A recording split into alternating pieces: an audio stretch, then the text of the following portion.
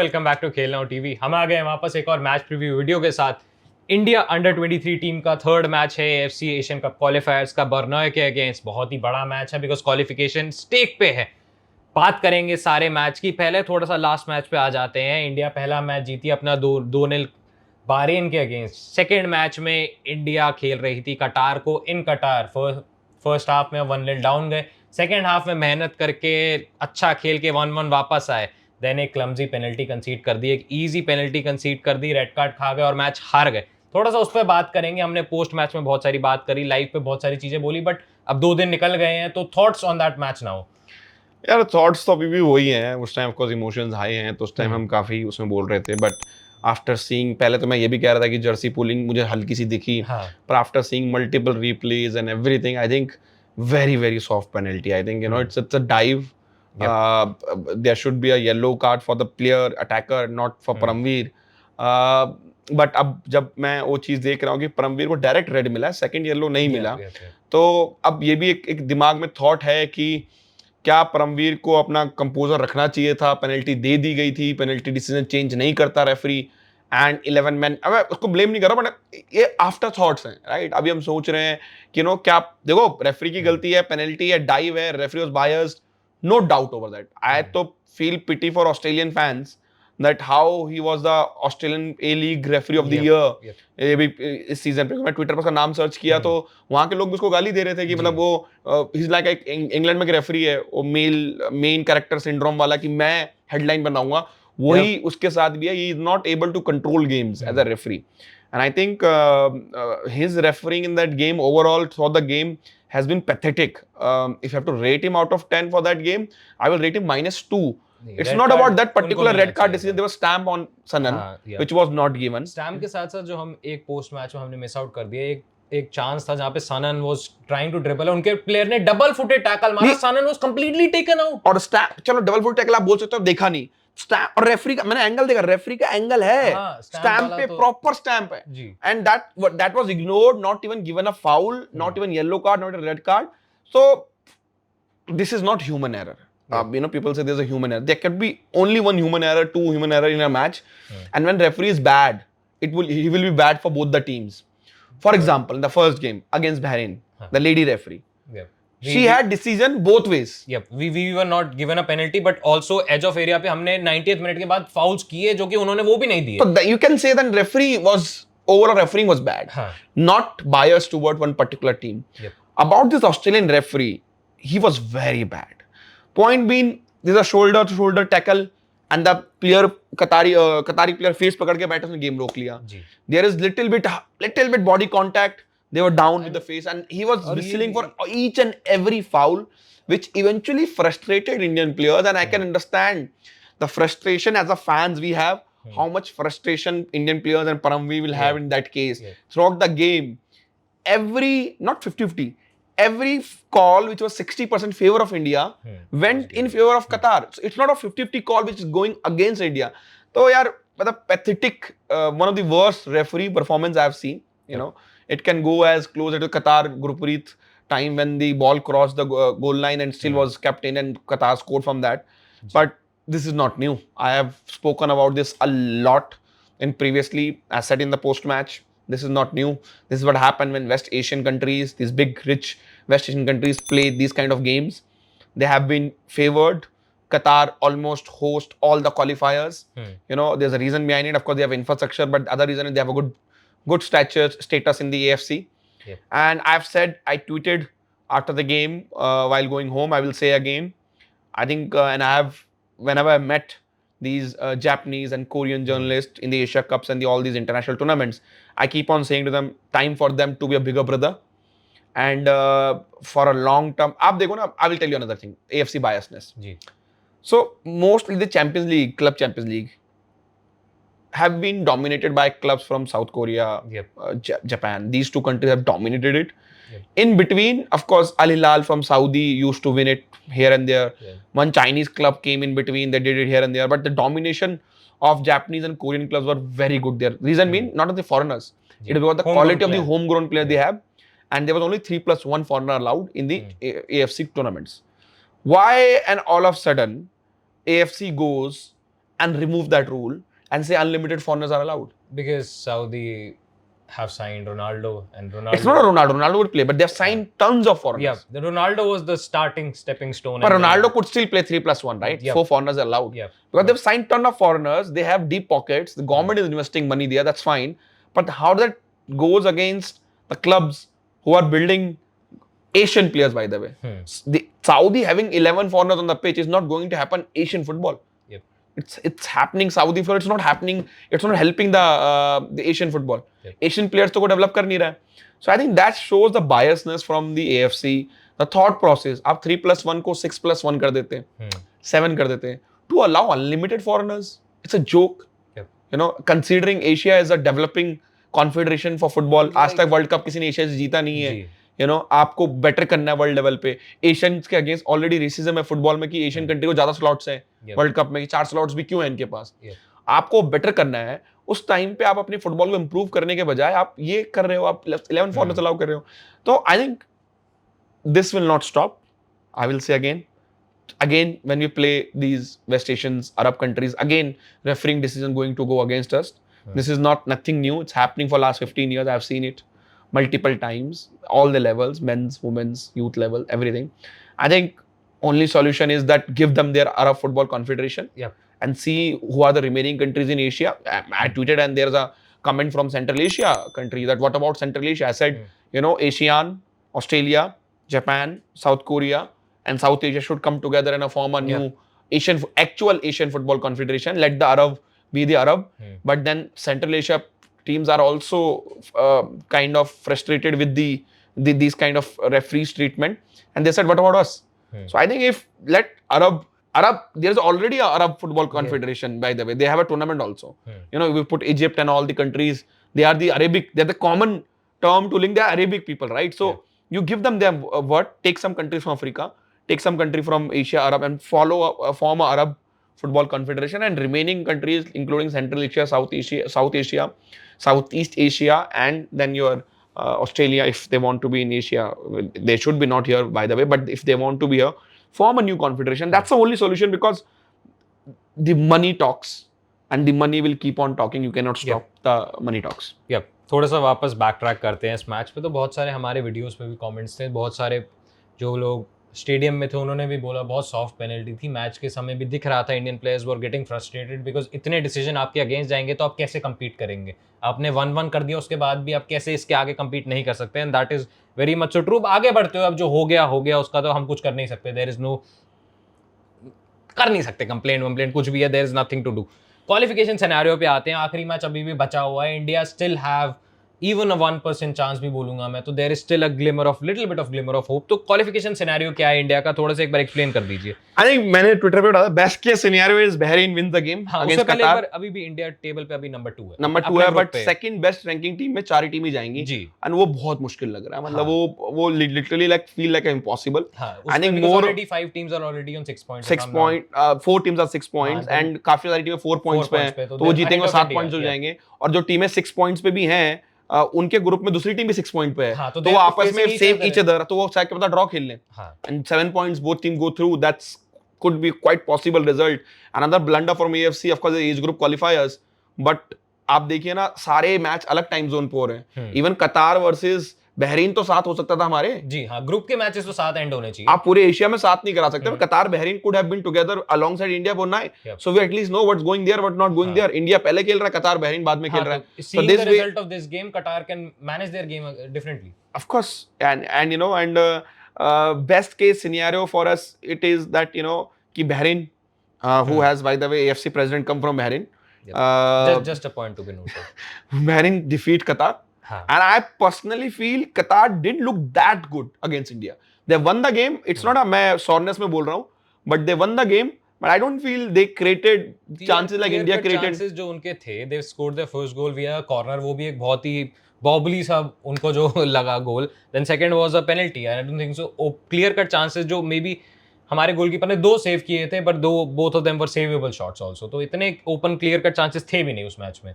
तो I think यही बोलूंगा कि इफ बहरीन कैन बीट कतार 1-0, 2-1, even 3-1 will work for India, because आपको बता दें कि इसमें गोल डिफरेंस नहीं लगेगा अगर तीनों टीम के 6-6 points. Bahrain defeats Qatar, they have 6 points, India have 6 points, hopefully we defeat Brunei, and Qatar will have 6 points, you know, they already won the 2 games. उसके बाद एक हेड टू हेड टेबल बनेगा, mini table. So mini table में then result against Brunei will not be count, then in तीनों team के आपस के match का रिजल्ट होगा। तो आपस के मैच में क्या होगा, इंडिया के होंगे because we defeated Bahrain 3 points, and हमारा गोल डिफरेंस होगा, हमने वहां 2 मारे थे, इन कतार के अगेंस्ट 3, 1 गोल मारा, 3 माइनस जो हमने 2 कंसीड किए, तो हमारा 1 पॉजिटिव गोल डिफरेंस हो गया। बहरीन ने ऑलरेडी उनका -2 चल रहा है इसमें, अगर बहरीन 1-0 जीतता है, 2-0 जीतता है, तो उनका -1 या 0 होगा, राइट, वो है। एंड कतार का क्योंकि कंसीडिंग हमने उनके अगेंस्ट 1 गोल मारा, एंड वो अगर 1 गोल कंसीड करते हैं, 2 गोल, उनका गोल डिफरेंस इंडिया से कम हो जाएगा, -1 हो जाएगा, तो इंडिया नेचुरली 1 हो जाएगा, and then the other second team will be again find out based on the goal difference. So that's a best case scenario. Bahrain goes and defeat Qatar 1-0, 2-0 or 1 goal margin or 2 goal margin, works for us. We qualify directly as a group winner, and I think that's the, I will say, because हमारे हाथ में नहीं है, but in a way easier। यहाँ पे एक match को दुआ करनी, मतलब भगवान से प्रेयर करना है एक मैच के लिए। जब आप वो आते हो best place, second place team में, आपको तो ग्रुप ए से लेके GH तक इतने ग्रुप हैं, सारे के सारे ग्रुप्स पे आपको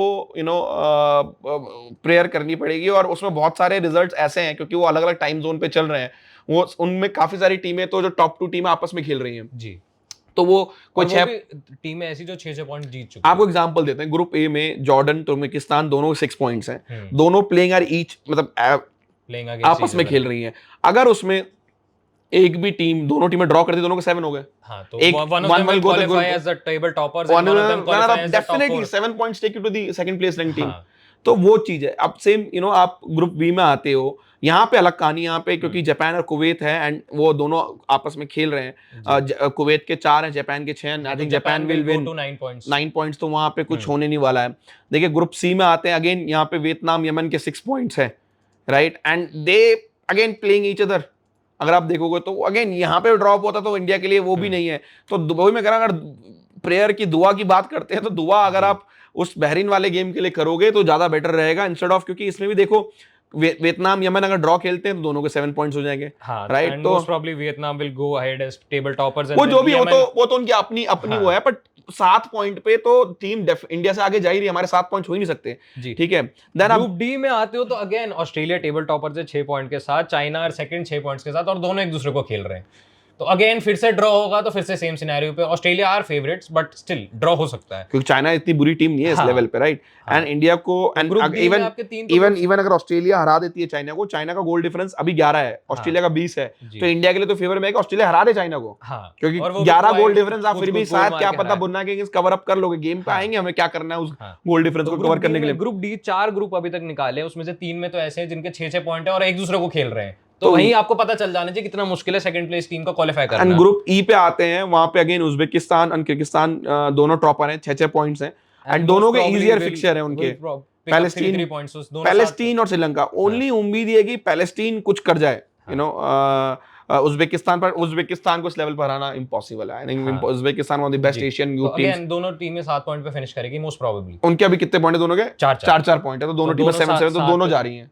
अगेन एक और ग्रुप जहां पे 5 ई पे पहुंचे हैं, 5वां ग्रुप है, और ये 4 टीम वाली टीमें हैं बाय द वे, 7 वाले वहां 6 पे 3 टीमें ऑलरेडी पहुंची हुई हैं, राइट। तो एंड देन ग्रुप एफ पे आते हैं, यहाँ पे थाईलैंड लेबनान का मैच है, एंड थाईलैंड लेबनान टॉप पे आई थिंक, एंड वहां पे भी उम्मीद यही करेंगे कि मंगोलिया मलेशिया को अपसेट क्रिएट कर दे, एंड मलेशिया कर सकती है, पर अगेन अगर दोनों ही गेम जीतती है उनके भी 7 पॉइंट हो जाएंगे, 7 पॉइंट अगेन। तो 3 से 4 ग्रुप आपको बता दीजिए, 3 से 7 पॉइंट हो जाएंगे, तो मतलब 4 ही टीमें जानी है।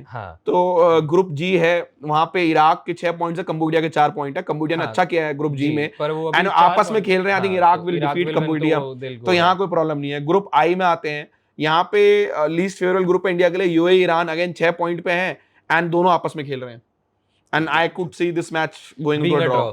ये तो मैं बोल सकता हूँ ड्रॉ ही होने वाला है ग्रुप आई वाला गेम जो है। ग्रुप जे में साउथ कोरिया के 6 पॉइंट है, इंडोनेशिया के 4 पॉइंट है, and they are playing again, तो hopefully South Korea will defeat Indonesia, तो यहाँ पे एटलीस्ट कोई प्रॉब्लम नहीं है। बट ग्रुप के में आते हैं, सीरिया टॉप पे है, 6 पॉइंट्स है, एंड फिलीपींस और तजाकिस्तान के 3-3 पॉइंट्स हैं, और फिलीपींस नेपाल से खेल रहा है, पर नेपाल ने अच्छा किया था पिछले मैच में, तो let's see, you know, but उनको यह है कि अगर नेपाल को हराएं तो 7 और 8 गोल ना खाए नेपाल। इस ग्रुप में पॉसिबिलिटी है कि यू जस्ट एक तो सीरिया लुक द फेवरेट्स, उसके बाद सेकंड टीम के गोल डिफरेंस पे जाना पड़ेगा। हाँ, तो वो फिलीपींस का नेपाल से है, फिलीपींस नेपाल को 3 से 4 गोल ना मारे तो बहुत कॉम्प्लिकेशन है भाई, यही इसीलिए अगर जिसका भी, जिस भगवान को, जिस गॉड को आप मानते हो, उससे आप प्रेयर दुआ यही करिए कि बहरीन हरा दे कतार को, वो हमारे लिए ज्यादा इजियर होगा, you know, instead of getting into second place rank team. Bahrain हराए 1 या 2-0 या 2-1 या 3-1 या 2, यू नो, इस स्कोर लाइन से हराए, मतलब 1 गोल डिफरेंस या 2 गोल डिफरेंस से हराए, तो India will go through the group winner. बाकी सेकंड प्लेस रैंक टीम में तो हम बाय द टाइम इंडिया का मैच अर्ली है, रात को 12 बजे तक ही पता चलेगा कि कौन सी टीम जा रही है, कौन सी नहीं जा रही है, but I think, you know, उसके बाद भी अब ग्रुप एच पे भी आ ही जाते हैं एक बार, तो इंडिया बर्नॉय को खेल रही है। अगर if we talk about going as the second place team in this group, अभी इंडिया का गोल डिफरेंस है +1, हमने चाइना का गोल डिफरेंस ऑलरेडी देख लिया, दैट इज +11 ऑलरेडी, ऑस्ट्रेलिया का गोल डिफरेंस है +20, ऑस्ट्रेलिया तो चलो विल से फेवरेट्स की तरह जा सकती है, और बाकी टीम्स का गोल डिफरेंस देखे तो ईरान का गोल डिफरेंस +10 है, तो उज्बेकिस्तान का गोल डिफरेंस मैं बता दूं क्या करना है आपको। अल्टीमेटली देखो, वो नाई को कम से कम 15 गोल मारने पड़ेंगे जी, इररिस्पेक्टिव ऑफ बहरीन हरा रही है कतार को नहीं। आप अपने इंडिया के हाथ में क्या है, इंडिया के हाथ में गोल डिफरेंस इंप्रूव करना जी। आपको बहरीन को 15 गोल मारने पड़ेंगे, 10 से 15 बेयर मिनिमम, मैं आपको बता रहा हूँ। हमारा गोल डिफरेंस इस टाइम पे अगर आप देखोगे +1 है, तो आपको 11 तो करना पड़ेगा कम से कम गोल डिफरेंस। 10 गोल तो बर्नॉय 13-0 हारा है, देन बहरीन से 10-0 हारा है, तो इसको भी दोनों को बेटर करना पड़ेगा, और कंसीडरिंग अदर ग्रुप्स आल्सो आपको गोल डिफरेंस, मैं तो अपने ट्विटर पे लगा 15 गोल से हराना पड़ेगा। अभी इतना इजी भी नहीं है, सबको पता है गोल पड़ने हैं, प्लेयर फ्रस्ट्रेटेड होंगे, कोच, अब ऐसा नहीं है कि आप बेसिक्स भूल जाओ कि आपकी जो टीम जिस स्ट्रक्चर पे बनी है, 4-3 मिडफील्डर्स, 3 अटैकर्स, ऐसा नहीं है आप 2 स्ट्राइकर्स डाल दो जी। I think that should not happen. Change नहीं करना। आपको अपना बेस जो आपका है, बेसिक्स बेस टीम का सेम रखना है, you know, and then build upon attack over it. Trust your players. Players should trust their abilities. Changes करने पड़ेंगे because Paramveer is not available. I think there could be changes at number 9. मुझे लगता है Srikutan can play, but Parthiv is a great goal scorer himself. Where there will be more chances. Maybe Parthiv have scored goal for India, for Northeast. Srikutan ने भी इतने goals इस level पे नहीं मारे जिस लेवल पे पार्थिव ने मारे हैं, so there's a decision need to be made, which coach Naushad need to make. मूसा जी को उनको डिसीजन बनाना पड़ेगा। आई थिंक उसके अलावा मिडफील्ड 3 में there could be a question, Makarton Louis उसके एबिलिटी के ऊपर, but I think I will still say go with the same midfield depending on the fatigue level. If the fatigue level is high, then you rotate maybe one midfielder. If fatigue level is less, I think still feel that they should go for the same midfield. But yeah, we can talk about the predicted lineup bit going ahead. India के हाथ में है goals मारना, go for it, go for the kill. It's not easy sometime. जब आपको पता गोल आपसे उम्मीदें लगी हुई हैं, then players will be throw their body on every ball. Her bar shoot करने की कोशिश करेंगे.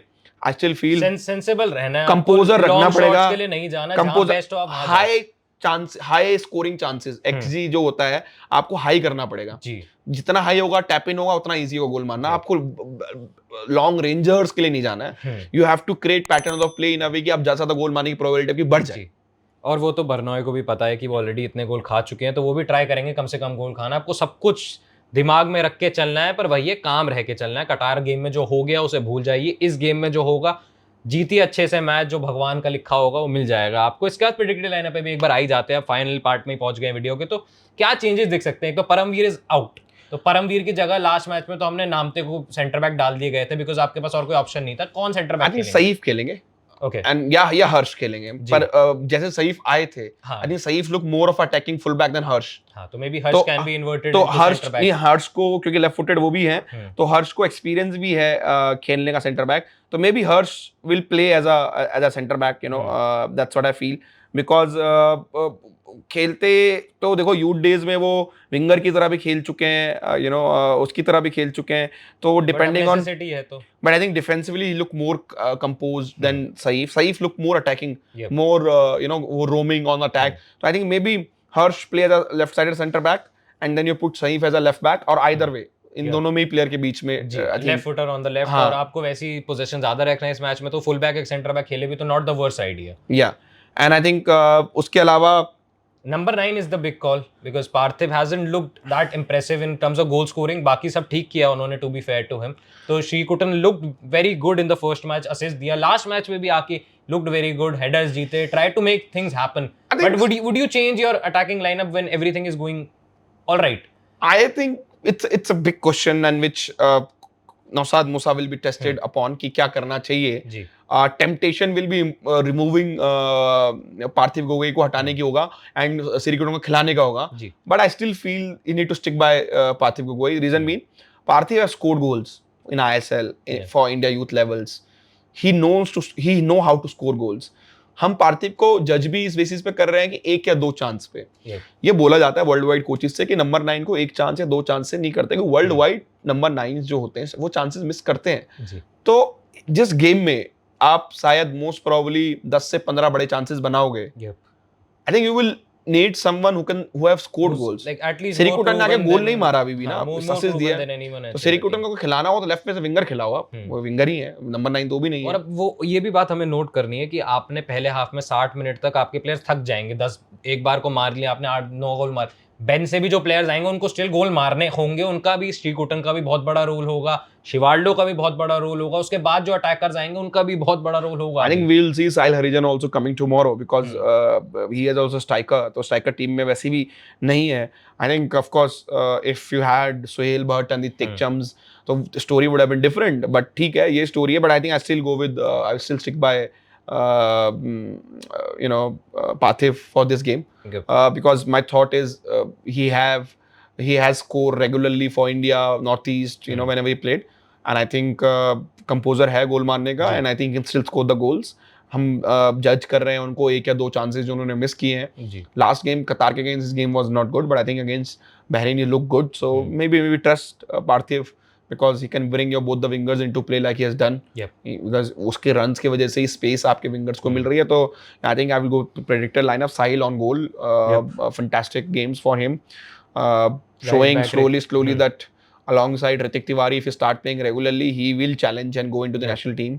Invested a lot under 17 में goalkeeper थे, तो he will stay there. Ricky Mitei, I think I am hoping that we'll see more attacking side of him now. Very cool, composed as a defender, and we've seen this against Qatar. I think one of the defenders who look very solid against Bahrain also in the second half. So he will be there because it eventually आपको option भी नहीं है कि आपको attacking. But I think so he's been one of our better players in both the games, so he has to start. And I think you will put somebody like Vikash, captain, will stick there. Harsh as a left-sided centre back. This is coaches to decide. We don't know. We have not seen training. Harsh or Saif, कोई भी centre back हो सकता है left-sided. Could be even Namte playing as a centre back. I don't think so. I don't think. I think they will put left-footed guy there because they वो आपको जो आपका again मैंने बोला base आपको balance रखना है. और आपकी main जो game है that is the diagonals to left-footed. तो left-footed वहाँ पे रहेगा and then Harsh और Saif जो centre back निकलेगा as a left back. In midfield, I think there could be temptation again to put a attacking midfielder. Put Fanai. Instead of Namte, I think they would say put somebody like Vibin. Who is hasn't featured at all. 0 minutes in both games. But I think if I have to put another midfielder to put from the reserves or from the substitution bench to replace Namte, I think it should be Vibin or Vineet. Because you or put maybe McCartan Lewis a bit. McCartan Lewis alongside Fanai and then number 10. Then not number 10 तो कोई भी नहीं है team के अंदर. But then you can put Vineet. Or somebody like Vibin, Vineet or your Aymin. Aymin is a winger. I was having chat with people who have seen in the youth football left winger.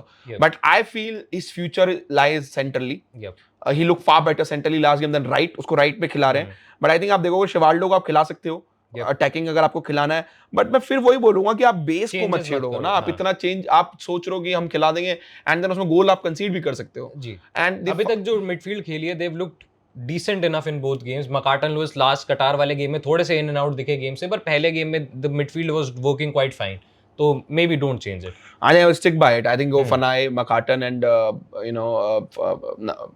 Namte as a midfield. I think there is temptation to of course remove Namte and put McCartan as a 8 and then put somebody like Vineet, somebody like but that can also be done in the second half when you're chasing more goals. Yeah, and then I think but I stick by the 3 actual midfielder we had. हाँ, strikers की बात- Namte, Fanai and Makaten Eriksson. Striker की बात आपने कर ली, will stick by Parthib, and I think so winger की तो कोई चेंज करने का ऑप्शन आपके पास है भी नहीं. This is the Sanan and best winger Sohail should play, and then you see the game how it's going on. Then off the bench. player like Sahil Harijan could be great help in this game.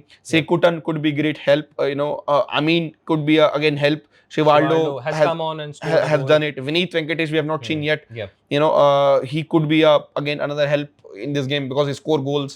तो उसको देखा नहीं है, तो I think there is a temptation to change here and there, but I still feel we need to stick by the boys. They have done well. अगर until unless fatigue level ठीक है सबका, fatigue high नहीं है, I think they should stick by the team which we have gone upon. Just replace Paramveer with the Saif in the playing 11 and stick by the team. Fatigue अगर ऊपर नीचे है, then coaches to take a decision accordingly. I guess आप लोग भी अपने predicted lineups, अपनी thoughts, अपने होप्स इस मैच से बताइए. हम लोग तो फिंगर्स क्रॉस करके अभी से बैठे हुए हैं. प्रेडिक्शन करनी है अभी या फिर भगवान पे छोड़ दे? I think I hope we score goal more than 13. I think that's 13 for GDF. कटार ने 13 मारे थे. हाँ, तो 13 से ज्यादा मारे, and then we keep on keeping finger crossed, or we keep on praying, and I think that's the only way to do it. हाँ, मैं प्रेडिक्शन नहीं दूंगा. I'll be a realist. देखते हैं जो होगा. बाकी आप लोग अपनी प्रेडिक्शन, अपने थॉट्स, अपने कमेंट्स सब कुछ बताइए कमेंट सेक्शन में. आपको मिलेंगे अब डायरेक्ट वॉच अलोंग में, एंड पीस.